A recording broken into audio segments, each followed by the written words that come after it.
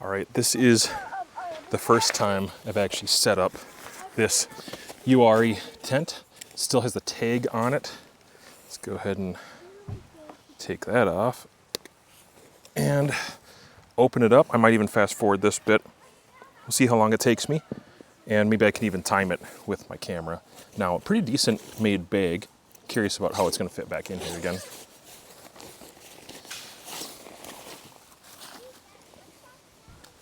All right, we got some straps, retention strap across with a buckle. That's probably a good idea. And here goes.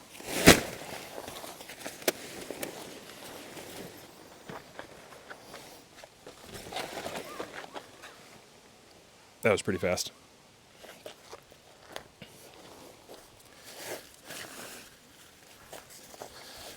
So inside, it looks like got some stakes as well, and they do feel like ultra lightweight stakes, which is a good thing. That's not a bad thing for me. I'm pretty pumped to get lightweight stuff when I can, and they're large size. They're plastic though, so let's see how they do going against, you know, kind of a gravelly medium here. All right, let's see if these stakes are tough enough to pound them in with a small rock.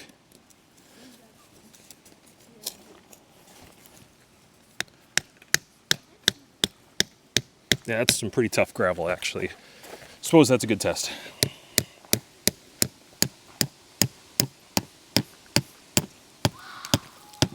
Handled that pretty good. No problems there. Let's do one more.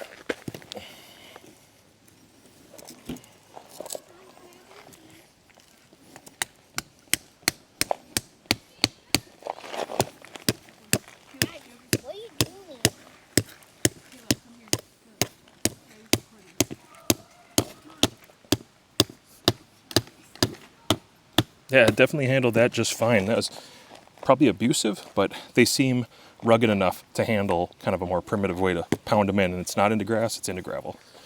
All right, you can see I've got it half zipped right now. I'm gonna make sure the zippers aren't binding. Looks good. Okay. Yeah, I like that. That's a good idea. So you do have two halves that are gonna come up and meet. You're looking through one right now, and what I could do is actually roll this up, and I could go with a mesh side and an open side, or if the bugs were kind of bad, which they might be later, I can just screen it off and roll up the actual waterproofing or water resistant side, which is a good idea. So access left side, right side. It's fairly ambidextrous in that way. All right, well, the bottom doesn't seem thin. I don't know if it's extra thick either, but hopefully I don't get pokes through by rocks or anything like that. That's what I'm going to test out, putting it right down on the gravel. I will be on a mat because I'm old enough to care about that now, and it's uncomfortable to sleep on gravel. So give me a second, I'll blow this up, I'll lay it in here. I'm 6'5", and we're going to see how well I fit inside of this thing.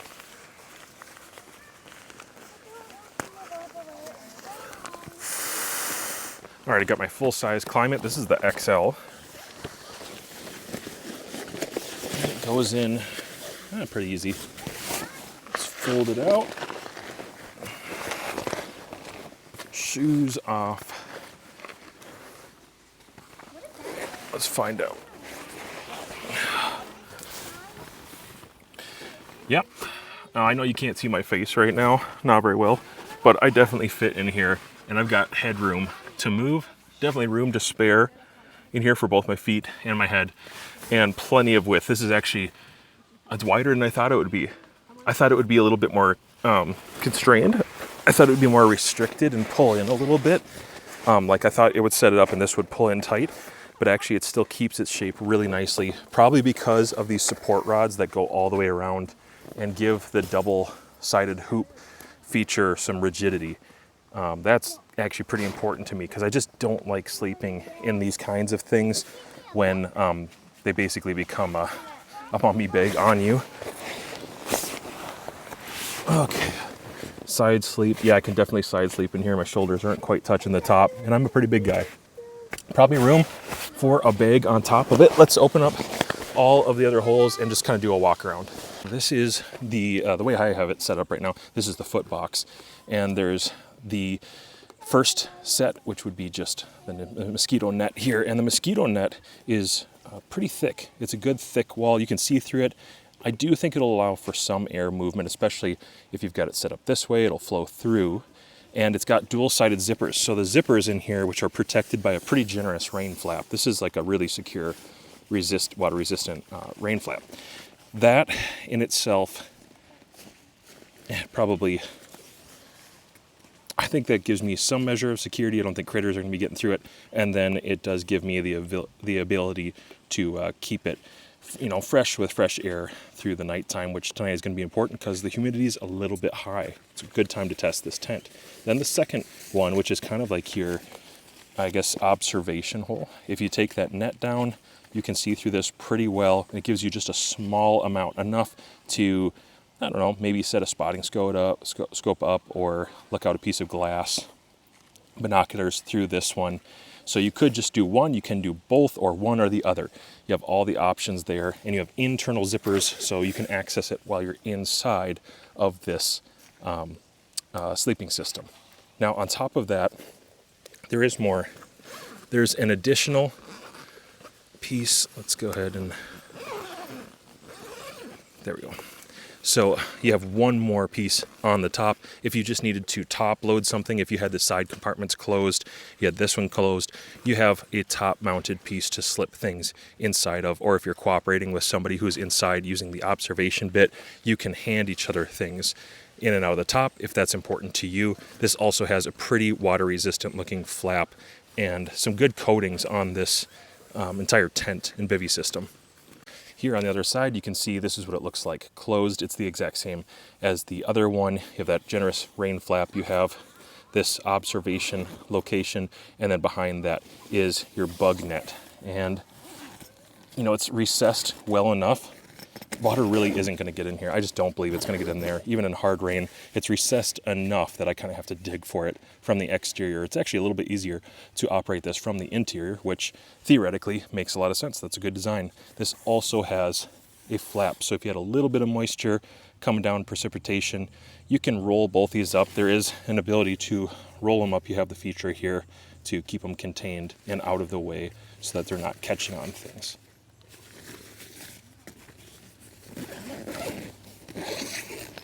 And that zipper works pretty nicely as well. I tend to run my zippers, though, very often. If I'm going to try to keep them in place to remember it, I try to keep them right at the top. All right, another thing is there's pockets and organizers in the corners of the foot and the head.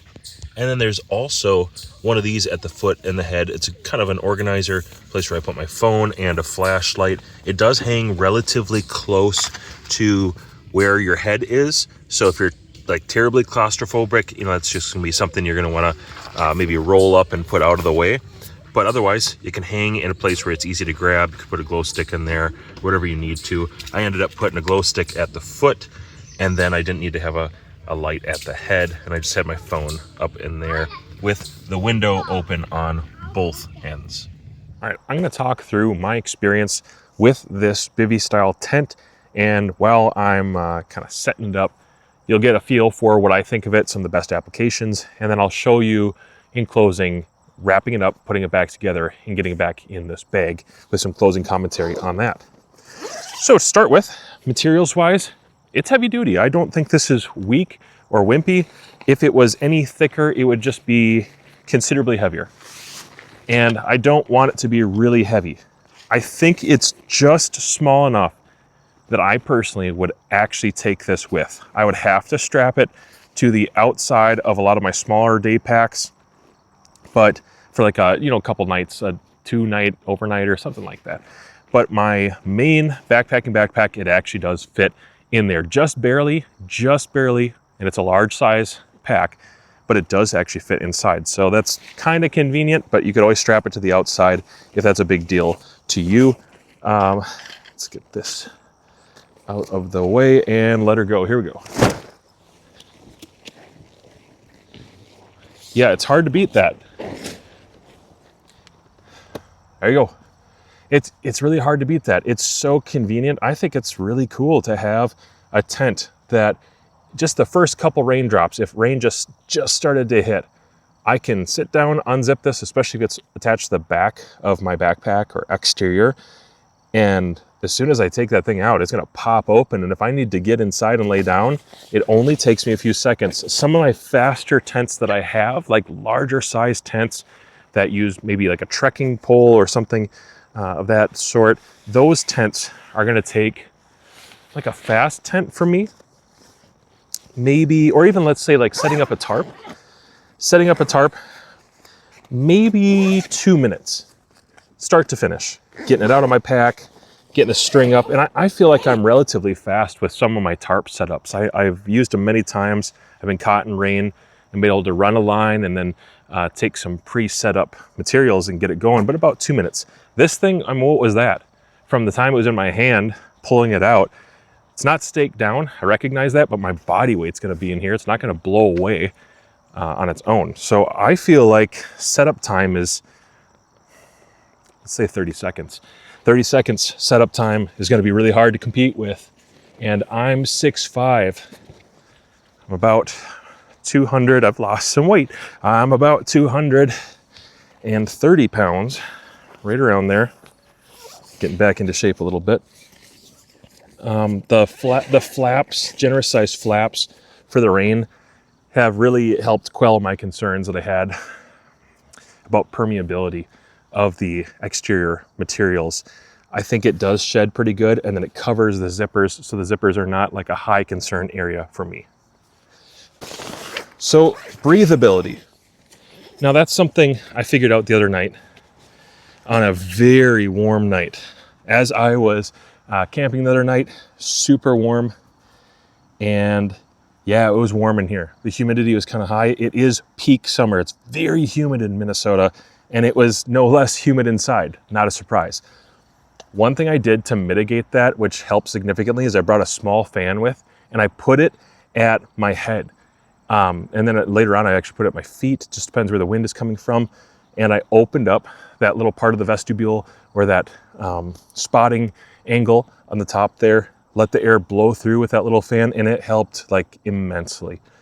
Eventually, when the bugs died down and it wasn't raining or sprinkling or anything like that, I did, find my zippers, I did decide to go ahead and open up the bug net portion. Now the spiders were real bad. There's like an immense amount of spiders where I was at. It's a place that's just known for having terrible spiders. And eventually I closed it back up again. This does reduce the amount of pass through for air. This bug net is a really good quality bug net. The downside is it's a really good quality bug net. So unless there's a good breeze, not a lot of air was going through. It was still trapping a certain amount of moisture, I think, even inside. So summer-wise, you're gonna have to make that trade-off where it's gonna be a warm sleep. For me, it's a pretty simple fix. I almost always have a little micro fan or solar fan with me during summer hikes or camping. I'll just bring it with, and there you go. I fit inside, I'm gonna stay dry inside. My backpack, my sleeping pad and all that are all in here. It's a little tight. If you're claustrophobic, yes, this could be a problem for you, but it's actually much bigger, wider, and more comfortable than some of the others that I've used, and it has far more options as far as access into the system, having bug nets built into it. I don't have like multiple layers I have to assemble. It's faster to set up. I think it's more affordable by 2 or 3 times. That's a pretty big one. When I can get increased durability, but increased affordability, that's like such a trade-off, right? Usually you don't get that. So getting both those things was a big deal for me. If it's a little warmer, I'll deal with it. I think 3 seasons are gonna be very comfortable in this. I'm pretty sure it'll handle some amount of snow load, and I can always just pad it off. So wintertime, the bears like go to sleep. And so I don't worry too much about that. Wolves, coyotes, that sort of thing, they can scratch at this a little bit, but you just scare them off. Bears would be more my concern. And I hadn't really thought about it until I woke up in the middle of the night and there's a raccoon right next to me scratching at it, and he didn't get through. He was just right here, scratched a little bit, and I heard him run off and go after the trash. Anyways, it's just something to think about is, you know, there's a small amount of distance between you and any predator. So summer, I might not use it as much in summer. Most people in areas that don't have lots of predators or danger, you're gonna be just fine. It's not a big deal. Bring a little fan with you. In cool climates, it's gonna do really well. Fall, I bet this would be like a go-to design for me personally in fall and winter and spring. Because of the dynamic change that we see in Minnesota, but always a little bit cooler temperatures for those 3 seasons, this is just something that I can see myself taking with every time, even though it's a little bit bigger, a little bit wider. It's still thin, it's compact enough, it's tough enough, rugged enough. And as much as I like hammock camping, for some reason, I do better sleeping off the ground than I used to. So I kind of prefer sleeping on the ground rather than a hammock nowadays.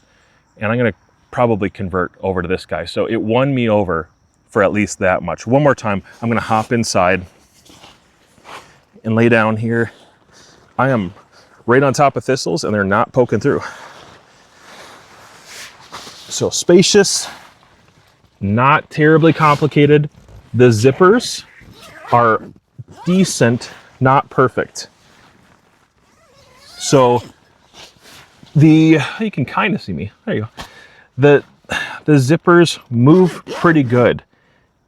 They don't really bind up. They don't really catch on other fabric. Sometimes they're just a little sluggish for me, and that's about as much critique as I can bring to it. Maybe a little sluggish, but not bad. Really not bad. This material, like I said, is pretty durable. That's just a big part of it for me. I don't want something that's going to fail and allow water intrusion underneath. One more time. Let's go through the exterior zipper here. Double-sided zippers, so it's easy for me to access. Go all the way down. I can roll up, you can't see it, but I can roll up my mosquito net in here so it's not my face. I do have a small bag that kind of hangs down close to my face. And if I need to access or reach something, or I have a buddy or a partner where we need to trade gear out, I can reach out of here. I can also let in a lot of air and take a peek and see what the weather conditions are like.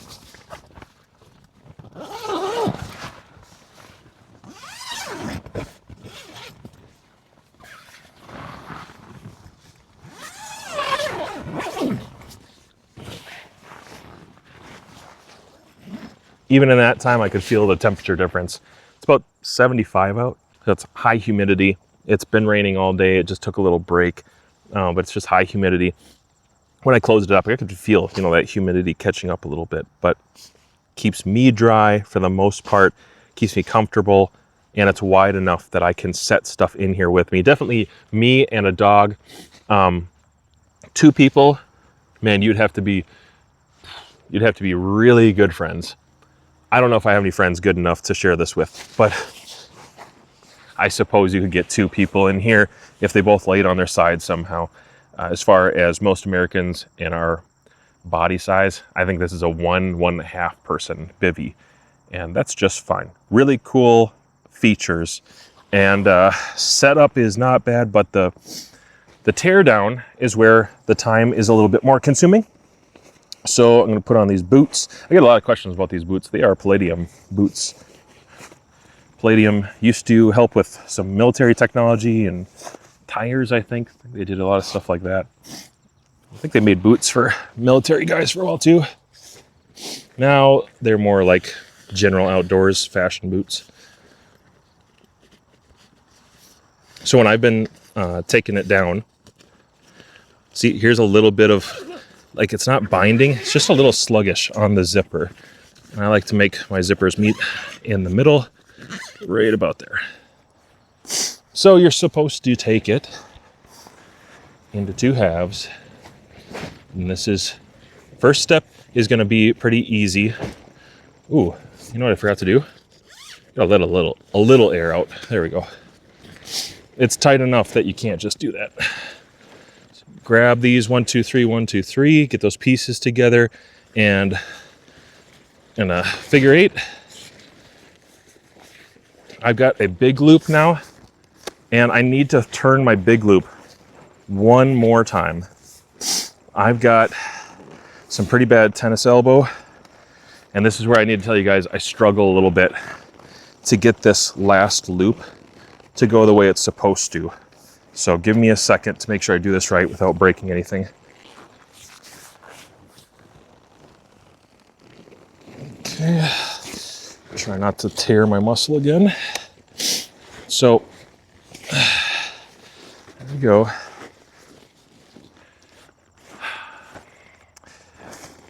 If you're a person who struggles with hand strength, or you have, like I do, like I have a tear in my muscle, you could still do it.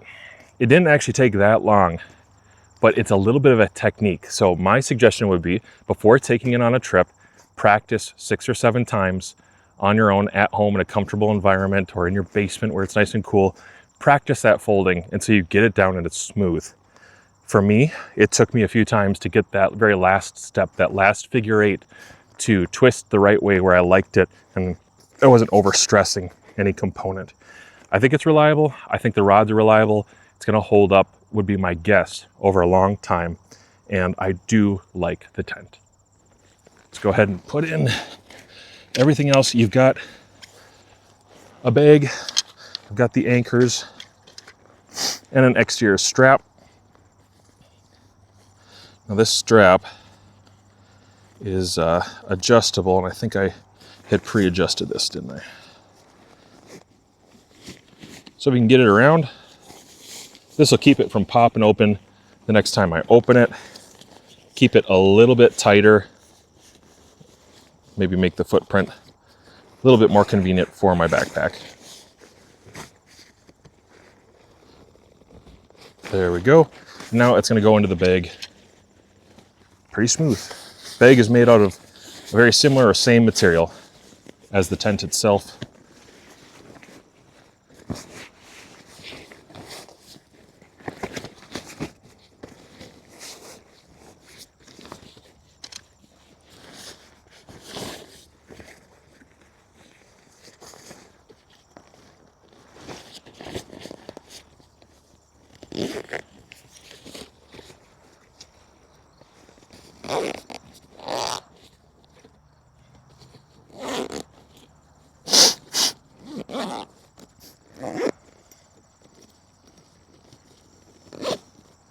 Okay, that was it. It's really not that hard. It's not too big. The most time-consuming component is just getting it wrapped back up, and it still took under 5 minutes. If I wasn't babbling and talking and just committed to doing it and getting it all wrapped up, it's under 5 minutes. I think it's pretty quick, and I can get behind this EXFIL tent. If you're looking for a bivy that's like a 1.5 size, you don't mind the footprint of this, and you just need something convenient, fast to set up, and great for overnight or a few nights, especially in those 3 seasons of cooler weather.